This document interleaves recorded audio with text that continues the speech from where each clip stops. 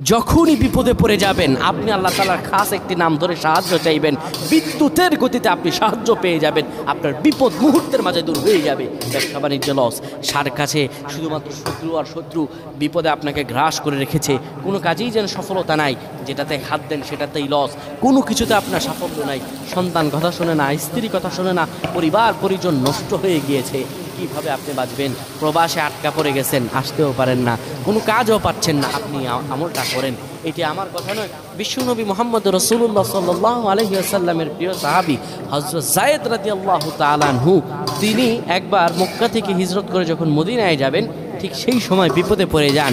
ওনাকে একটি লোক বিপদে আটকে ফেলে এবং ওনাকে হত্যা করার চেষ্টা করে। তখন তিনি আল্লাহ তাআলার এই খাস নামটি ধরে সাহায্য চেয়েছিলেন, আল্লাহ তাআলা তাকে বিপদ থেকে মুক্ত করেছেন। সুবহানাল্লাহ।